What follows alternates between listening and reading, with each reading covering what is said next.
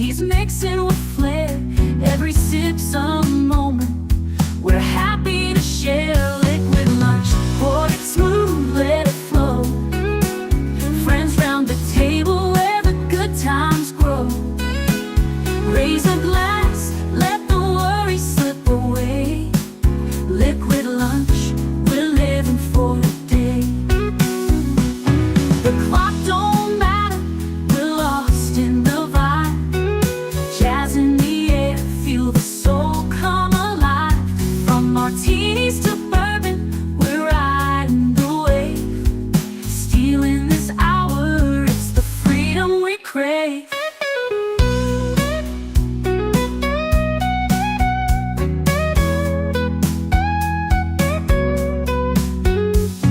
Sun's still shining, but we're in our zone. This bar's our shelter, our temporary home. One more round before the world calls us back. Savor the moment, keep the blues in the rack. We'll laugh and we'll toast till the afternoon fades. Memories made in these liquid escapades. Liquid lunch, pour it smooth, let it flow. Friends round the table where the good times grow. Raise a glass, let the worries slip away. Liquid lunch, we're living for today. So here's to the daylight, the drinks and the fun. Our liquid lunch, till the next one comes. With a wink and a smile, we'll be back real soon. Chasing that jazz under the high noon.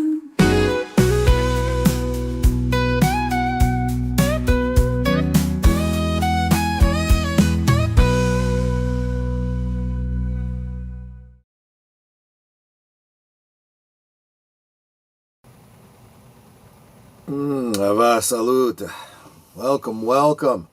Yes, I think you can tell from the title we are going to be talking about Brandy today. I'm going to be very general about it. I have poured myself, let's see, which side is it on?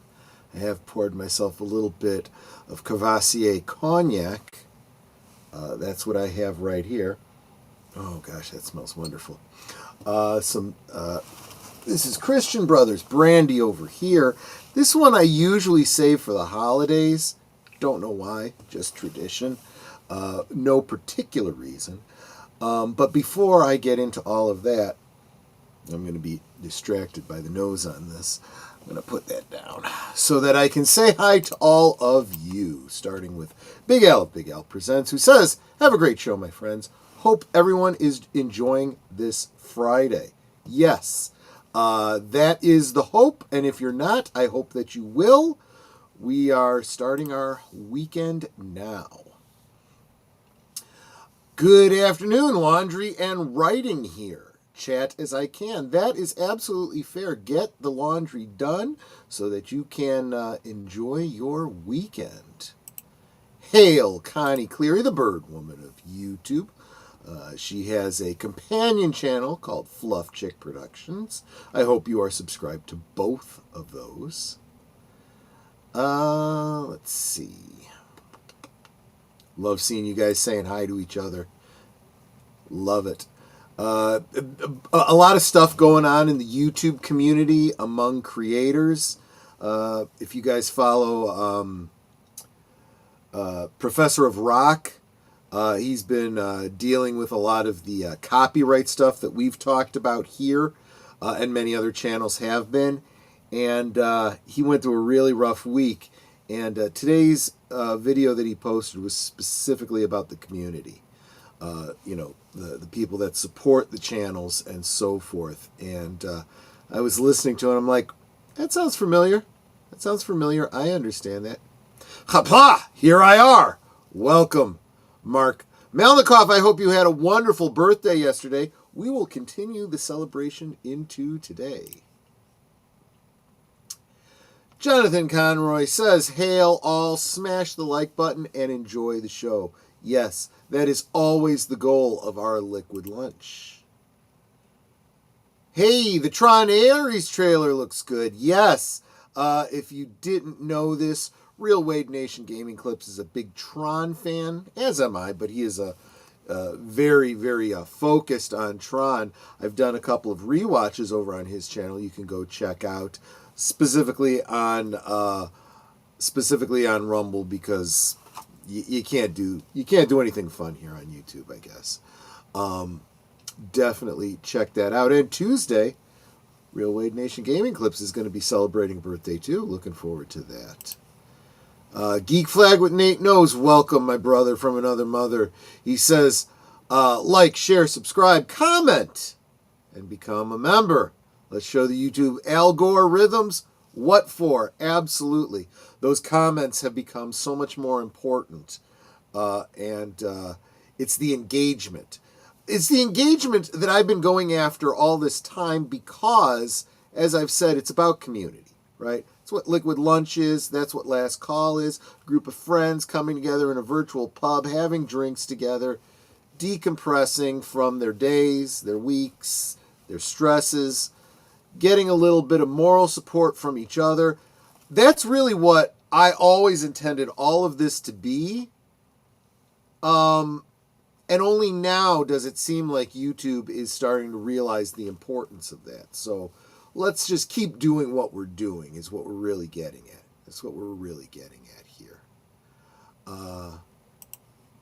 She just watched the Professor of Rock a little while ago. Yeah, so you know exactly what I'm talking about, Lynn. You know exactly what I'm talking about. I like Legacy more than the first one. Wow, that's a big deal. I have nostalgia for the first one, but yeah, Legacy is a really, really good movie. Yes, I am going to try to be there for your birthday, at least for the last hour. I've pointed out to people I do have, of course, Live from Sparkwood and 21 on Tuesday. I do have Blake 7. I don't want to cancel that. You know, I need to stay current and regular for my viewers, but you know, as soon as Blake 7 is done, what I will probably do is forward the stream to the last hour of Real Wade Nation Gaming Clips birthday bash. Actually, I'm not sure that I can do that because I think it's on Rumble, but I will ask all of my viewers to come over with me to Rumble if that's the case. I am doing shows. I am going to try to make the last hour. So there you go. Because why? Community, right? Community. And there was a time, and you'll see this in a lot of older films. You know, turn of the previous century. After dinner. You didn't go and sit and watch TV or movies. You went and sat in the sitting room, and you had a drink together. And oftentimes, especially in cold weather, it was a brandy. Busy following CBS's cancelings. Yes, we'll be talking about that on Sunday. A lot of the channels that we follow have been talking about that as well. Aged Boomer coming to see how badly I get drunk, to see what he's going to have to do to bring the stream in tonight. Somar comes in, and welcome, by the way, my friend. What you think of DC animations in the 21st century? That is a question that would probably be better placed to the guy that's directly above you in the chat, Aged Boomer. He is better versed in DC's animation than I am. Especially, I have seen very little of the latest things. That would be a topic for another time, though, Somar. Today, we are going to talk booze. We are talking Brandy. And let me bring up the share screen right now so that I can share with you. This is, I don't do any pre-research on these Friday things. We are learning this together. I haven't even read this article yet. So let's take a look at it right now. First, let me get it out of my face so that you know that I'm here chatting with you. And there we go. So this comes to us from the Brandy Bar. I just figured with a name like Brandy Bar, they should know a thing or two about brandy. I don't know that's the case. I have not vetted this source, but let's take a look at it. So, let's see. The history of brandy. Well, let's start with what is brandy. Brandy began to be distilled in France circa 1313. That goes back a ways. That's also very specific. Usually you don't have that clear a history. But it was prepared only as a medicine and was considered as processing such marvelous strengthening and sanitary powers that the physicians named it the water of life. I'll give this a try. Le de vie. Le de vie. No. Le de vie, I believe it is. A name it still retains. Water of life. I'm good with that. I like the sound of that. Welcome, USRNG. I see you there. In the young American colonies, George Washington began commercial distilling in 1797 at the urging of his Scottish farm manager, James Anderson, who had experienced distilling grain in Scotland. With his experienced help, Washington became one of the largest distillers in young America, with 5 copper stills operating 12 months a year. Wow. However, a few years earlier, Laird's America had opened, making it the oldest apple brandy producer, and began distilling Applejack and brandy in 1780. I wonder if we're going to be talking more about Applejack. I am planning to do a stream either in the fall or as we get into early winter to talk about Applejack. Let's see what they have to say about it here. The abundance of naturally available fruits for producing as compared to the labor-intensive planting and harvesting of grains, resulted in young America's practical adaptation of the readily available harvest of local fruits.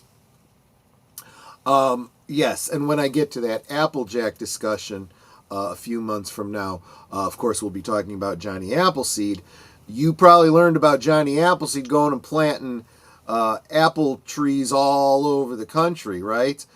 But why was he doing it? Just because he loved apples? Well, maybe a little bit, but because he wanted apple brandy or Applejack to flourish in North America. The clear fruit brandies are traditionally unaged to maintain the wonderful intensity of the fruit. Usually bottled at around 80 proof or higher, these spirits are typically served at the end of a meal or between courses. In Normandy, the spiritual home of apple brandy, food-sated diners and are revived with a bracing shot of Calvados at mid-meal. In theory, this creates a trough or hole in the stomach, making room for the courses to follow. Actually, if you want to get into the science of it, that's kind of what soda does. The bubbles spread out your stomach, you get a little burp, and then you can eat more. I'm not saying that's a good idea. I'm just saying that's what happens. Apple and grape brandies are the exception to the unaged rule. They mature in oak barrels, which give them additional depth and complexity. Both eau de vie and aged brandies have fruits that are crushed at their absolute peak of ripeness, as sweet as can be, in other words. The whole fruit mash is carefully fermented, and the spirit is distilled in copper stills. Before the means of determining the true quantity of alcohol in spirits were known, the dealers were in a habit of employing a very rude method of forming a notion of the strength or proof of the spirits. I know this story. I find it a little humorous. A given quantity of spirits was poured upon a quantity of gunpowder in a dish and set on fire. If at the end of the combustion the gunpowder continued dry enough to explode, but it had been wetted by the water in the spirits, the flame of the alcohol went out without setting the gunpowder on fire. This is called the proof. Spirits which kindled gunpowder were said to be above proof. I think personally that method is a waste of both the brandy and the gunpowder. Both things that I think are very valuable and should not be wasted. But, science is all about progress of knowledge, right?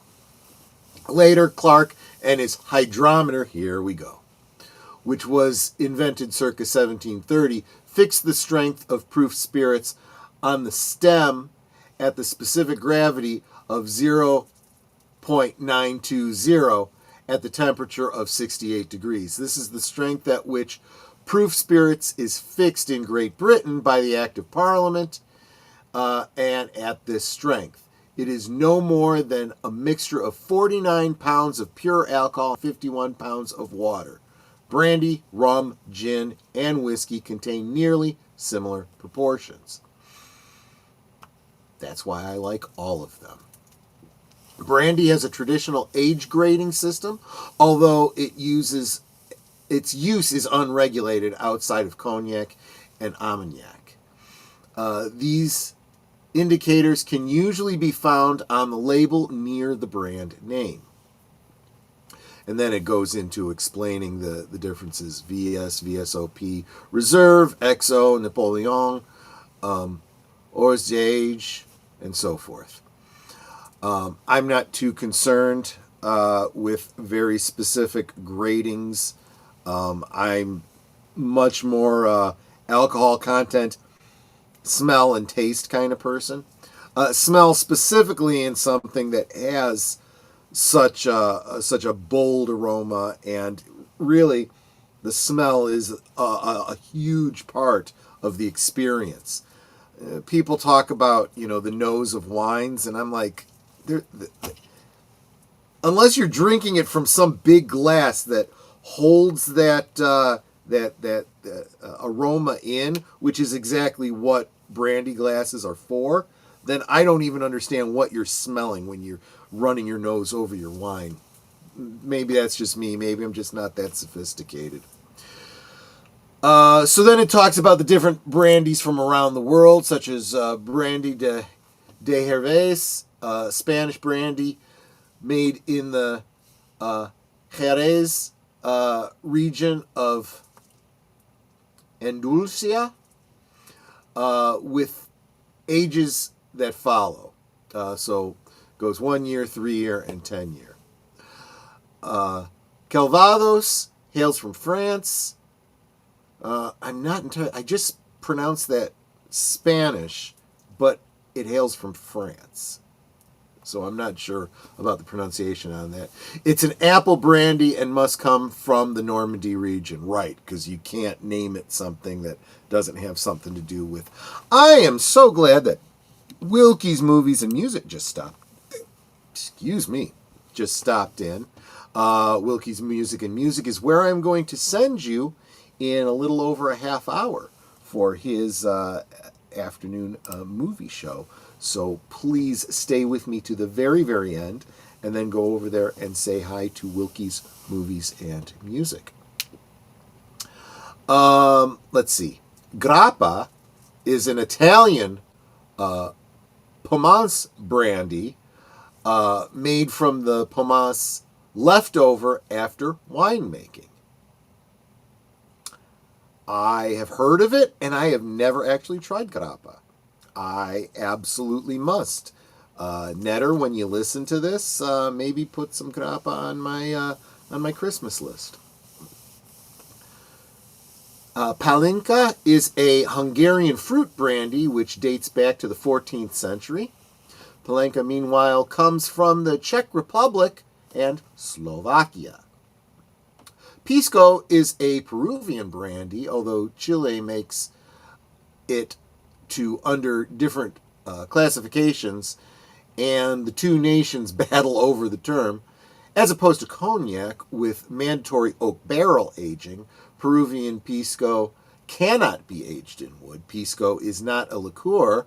Liqueur is normally meaning a sweet product like a creme de menthe, but instead is a liquor. It is technically a brandy since it is distilled from fruit, but it is slightly different. First, it is distilled at bottling strength instead of being distilled at a higher proof, and then adding water to bring it down to about 40 proof. I don't like it already. When you add water to your liquor, you ruin both. Just my opinion. But my opinion is right. The other difference is that it usually isn't aged in wooden barrels, but in clay pots instead. Now that I find interesting.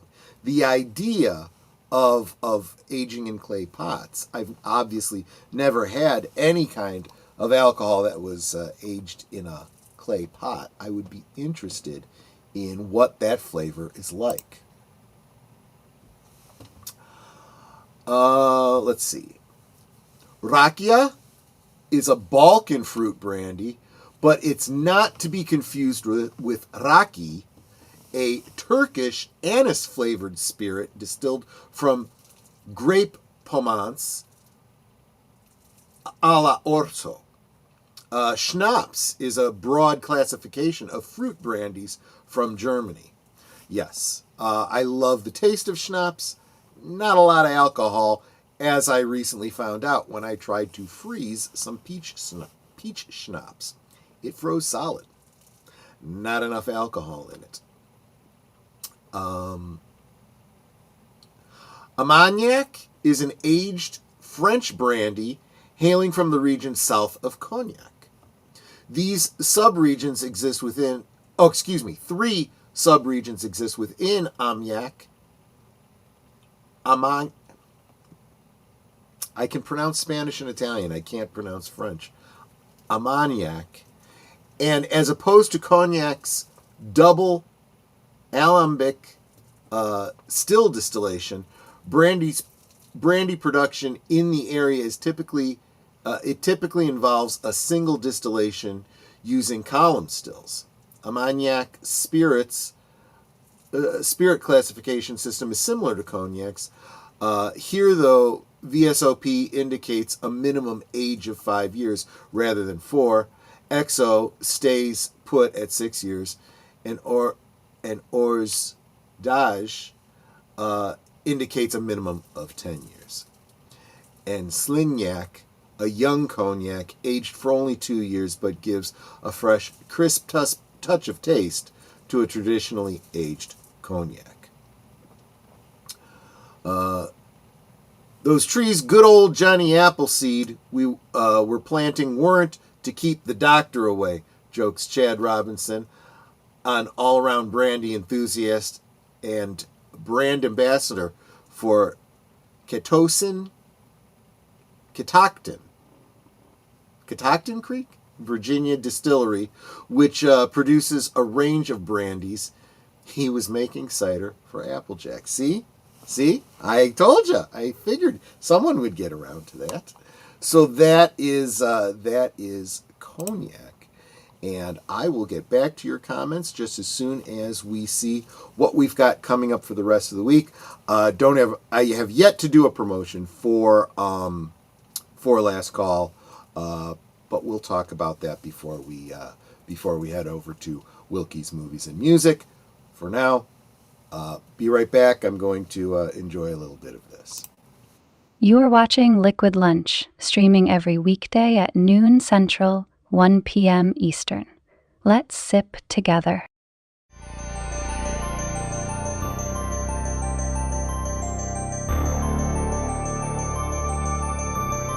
This week on Saturday Night at the Movies, life is like a box of chocolates as we sample the witty and thought-provoking Robert Zemeckis classic, Forrest Gump. Come watch along with us The link to the live, off-platform stream of the feature will be provided in the chat on Netters Network Retro Cinema, Saturday at 9 Central, 10 Eastern. Every Sunday evening, Aged Boomer and Papa Pacelli bring you the rundown of the week's geek news, or at least what they think is interesting. You may have heard about it somewhere else, but Boomer and Pacelli put a spin on it you likely won't hear anywhere else. It's Geeky Geezers, every Sunday evening at 8 Central, 9 Eastern.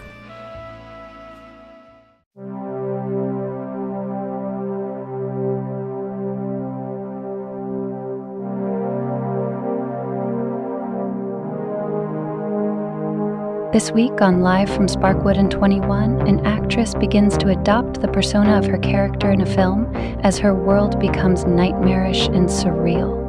Join us for the second half of David Lynch's Inland Empire, this Tuesday at 7:30 Central, 8:30 Eastern on Deleted Scenes and Affiliates.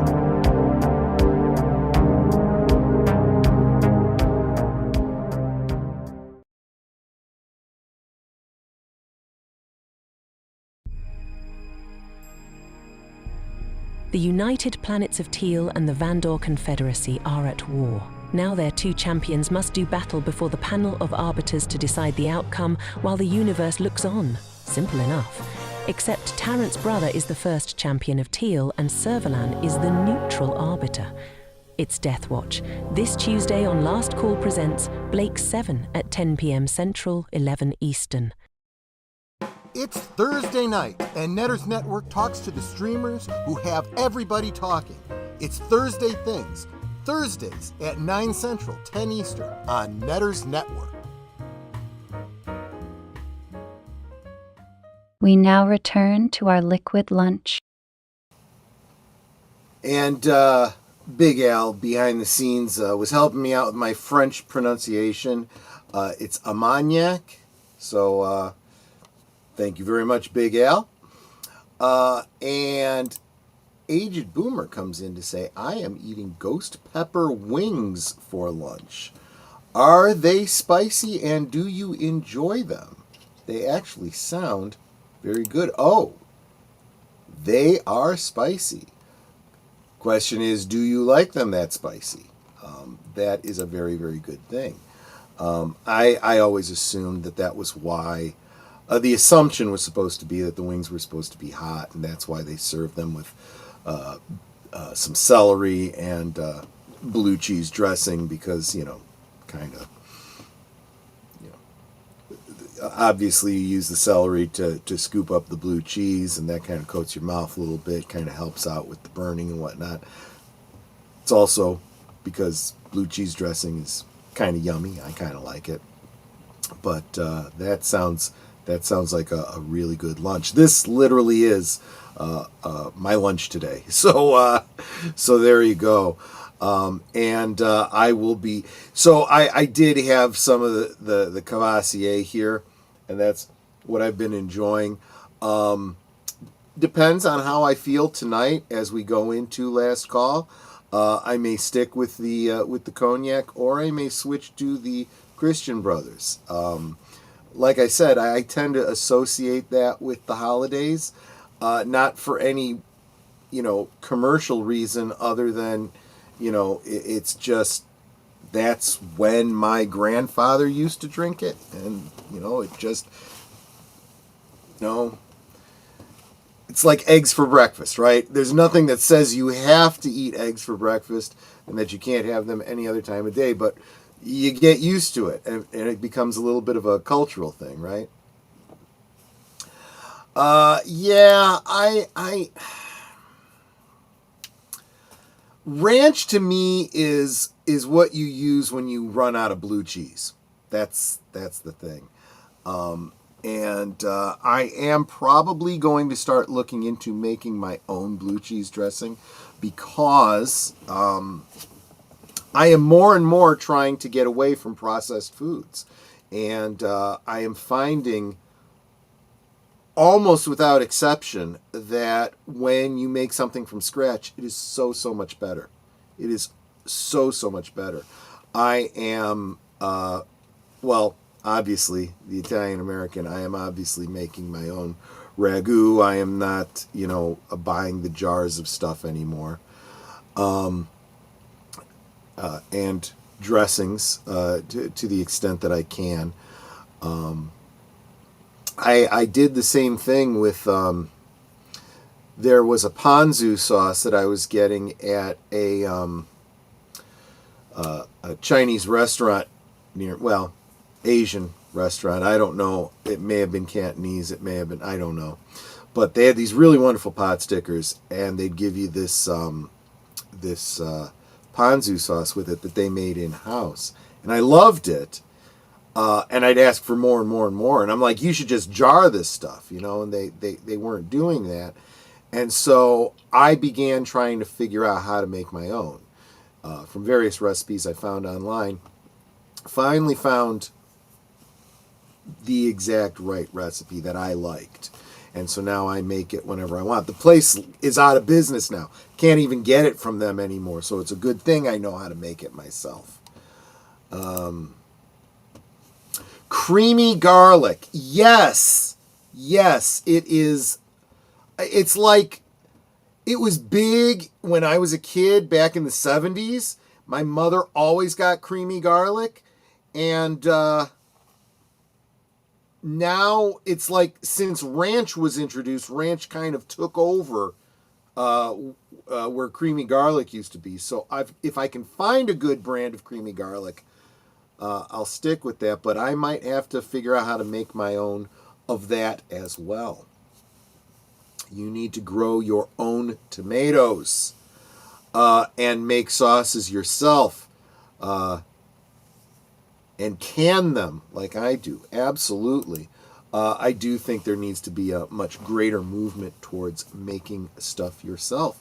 And I'm not suggesting that you do anything that Uncle Sam might frown upon, but making your own everything, what you do in the privacy of your own home, is none of Uncle Sam's business. Should not be taxable. Just saying. If it's legal, you should be able to do it for yourself. Always. Just saying.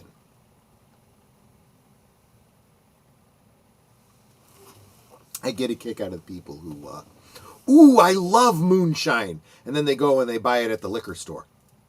If you're paying tax on it, it's not moonshine. Just saying. Just saying.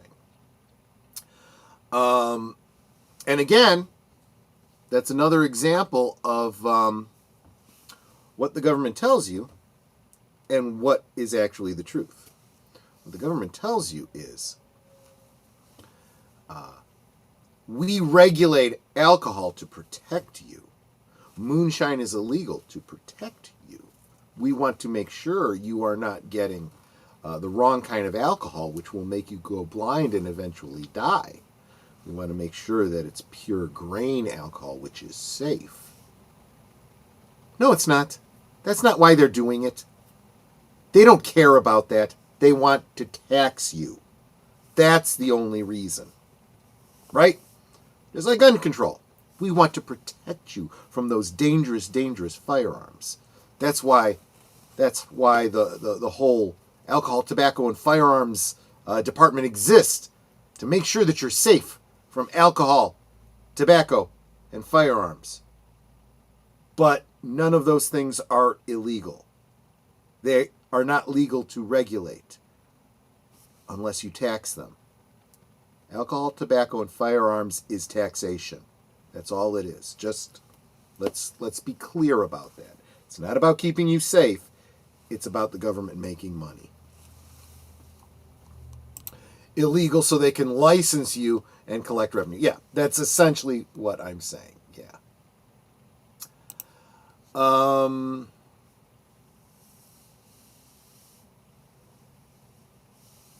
Who made their own homemade moonshine, the stuff from back in the holler stuff. Yeah. Yeah, and it's not like anybody is seriously making, everyone thinks moonshine, they think wood grain alcohol. which of course will make you go blind. It will seize up your kidneys and it will kill you. But if anyone's doing that, it's foolish. It's absolutely foolish. If you are making your own alcohol from grain or from fruits or whatever, perfectly safe, perfectly legal. They just want their taxes. Gun control means shooting exactly where I'm aiming every time. That is gun control. I got Raydu Remastered, The Mystery of the Soulless Army. It features a teenage detective who has the ability to summon demons. Damn, I thought you were going to say had the ability to summon alcohol. But that's okay. ATF should be a convenience store. Exactly. Illegal? That's a sick bird. I love the lines in Lord of War. We're in the ATF, and Nick Cage answers, I'm guessing you aren't here about the alcohol or tobacco. Well, that's exactly it. That's exactly it. They're no longer doing anything with either of those. It is a taxation arm. And that's why it's very interesting since the big, beautiful bill. I didn't think I would be going down this route when I started this conversation today. When the big, beautiful bill passed, and they reduced the tax on certain items to 0, that immediately opened the floodgates for gun companies and gun rights organizations to bring charges against the ATF. If you don't have a tax, you don't have a reason for this to exist, and you cannot regulate it. You cannot regulate these things, you can only tax them. So things like pistol braces, muzzle suppressors, and so forth are no longer to be taxed after a certain date, and I forget what that is. And we're telling ATF hands off. Yeah, keep in mind, we should always remember what we declared our independence from England about, and it was about taxation. Unfair taxation, taxation without representation as it was at the time, but now it's taxation in violation of our Constitution. The Constitution is our representation. It is our cornerstone of law. If government breaks that law, we're going to have another revolution is what we're going to have. Summon spirits. I see. I got it now. There we go.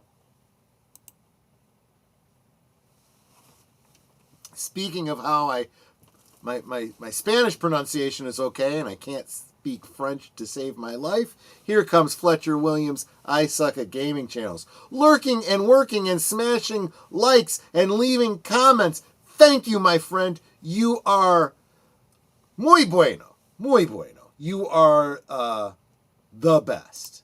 Absolutely. And here comes me and my monkey strolling into the chat. Late, but you're here. That's what's important, and for that, I am always going to be grateful. He says, have a great day every day. And of course, because this is the beginning of the weekend, have a wonderful weekend as well.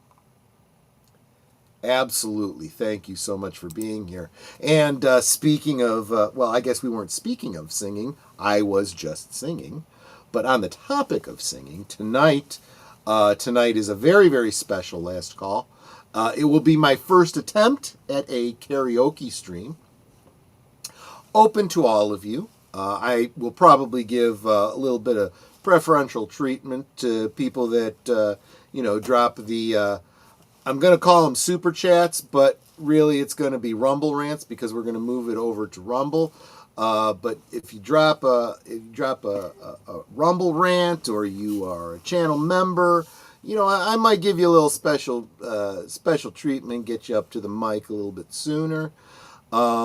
But I'm going to have deleted scenes there to kind of help me through it.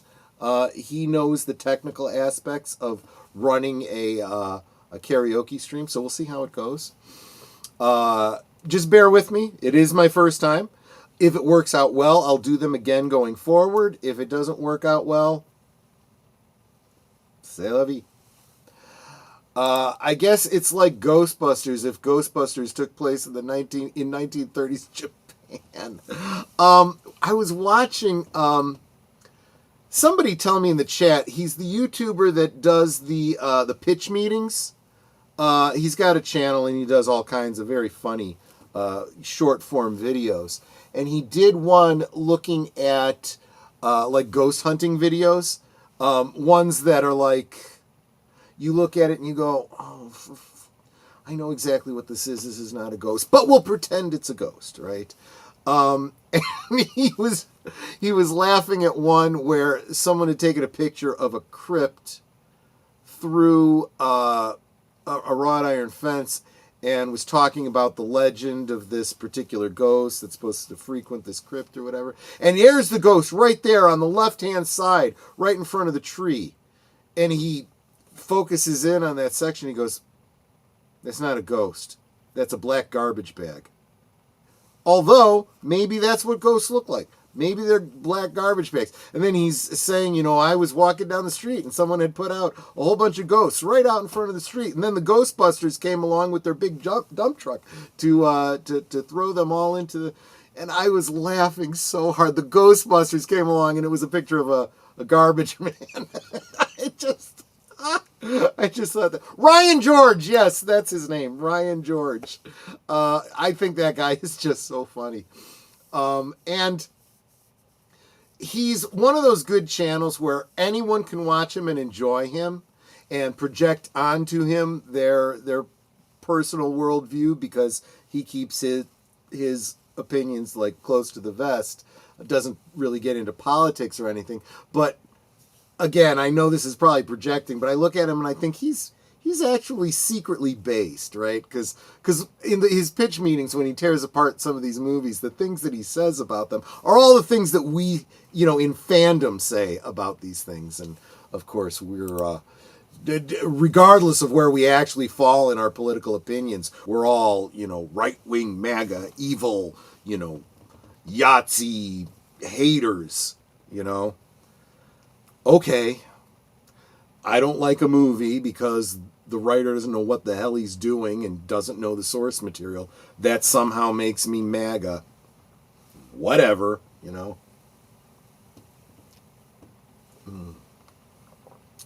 One of the things that we were reading about in that article is how brandies tend to be sweet because, sweet juices are used and so forth. Some of the best brandies, sometimes when you pour, get that little drip that comes down. That always happens. These bottles are not made for pouring, ironically, which of course is why so many people, that drink more often than I do will pour from the bottle into a decanter. Decanters are good for pouring without, the spillage. But in bottles, well, like especially this one, as it drips down the bottle and dries, it gets sticky, so you got to wash off that bottle. But that's how you know it's going to be sweet. It's going to be very, very yummy. I feel like Ryan is a bit liberal, but the classical kind, not progressive. See, that's probably pretty on point. It's pretty on point.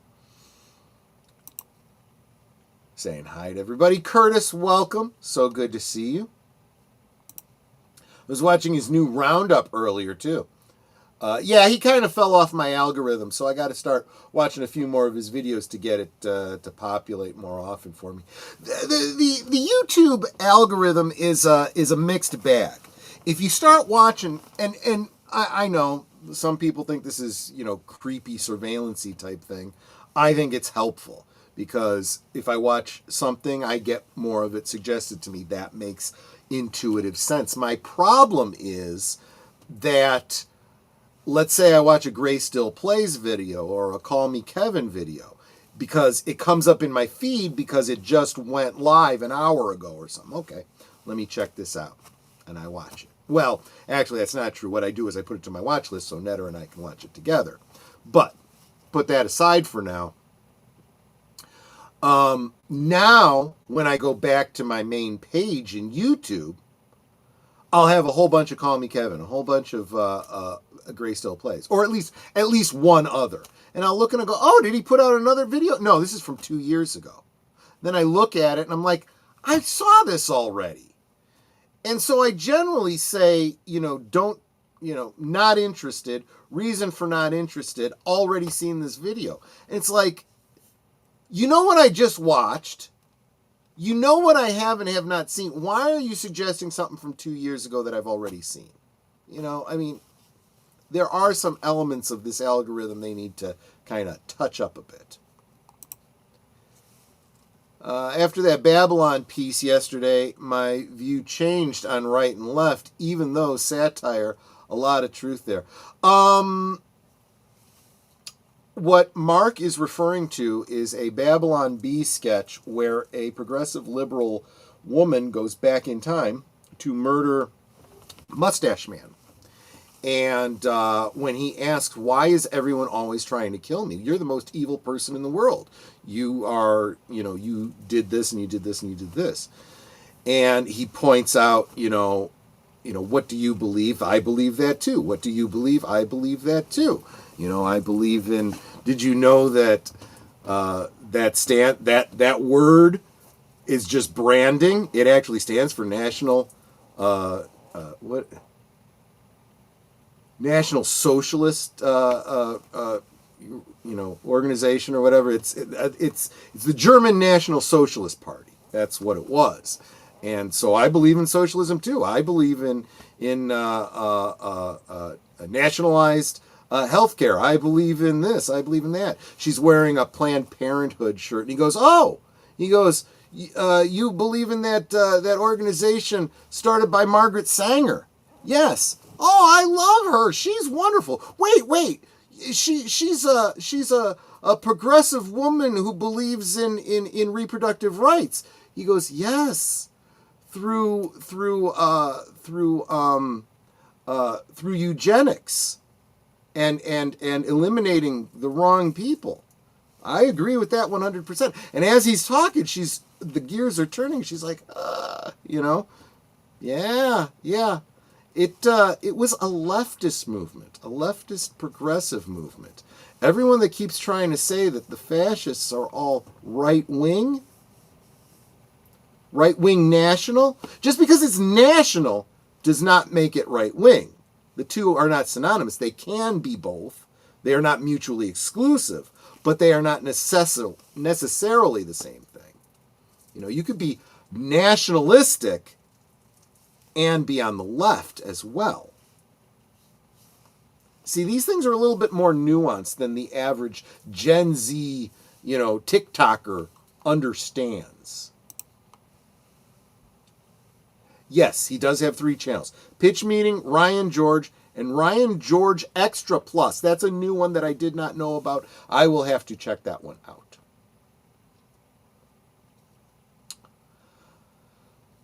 Video is freezing? Are other people having that problem? I'm not seeing any problems. I've got it monitored up here. Sorry to everyone I missed saying hi to. I am making cheese and dog food. You are making cheese and you are making dog food? Or are you making cheese and dog food? Because that cheese is not going to sit well with your dog. He will enjoy it, but it won't be good. Metatron compared Stalin and German leader 1936. I saw that video. And as he pointed out, it's more nuanced than people really. But yes, it's cleared up now. Okay, yeah, it was probably some internet latency. That happens. But guys, that is my little Friday chat. I love the acrobatics needed to mention him. Yeah, well, And that only happens when there is such extreme censorship, which happens under fascist regimes. YouTube? Just saying. Anyway, so yeah, next up, as soon as we're done here, I'm going to be disciplined about my time because I need to get you over to Wilkie's Music and Movies and Wilkie's Movies and Music. Almost confused that with that other channel, Movies, Music, and Monsters. Wilkie's Movies and Music, I'm going to send you over there. I would like you to please go raid, say hi, hit that like button, share it out. He is criminally undersubbed. Send him all the liquid lunch, last call, love. And speaking of last call, hope to see you tonight. Hope to be able to sing a song for you. Hope to sing a song with you. And guys, have a wonderful, wonderful weekend. Take care. Goodbye. Hope to see you again real soon.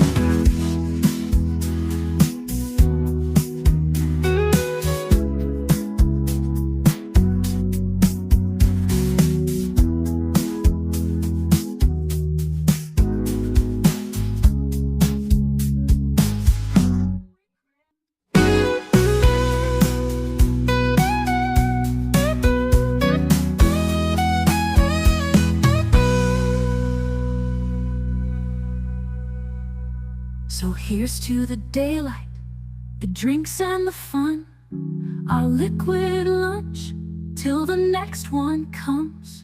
With a wink and a smile, we'll be back real soon, chasing that jazz under the high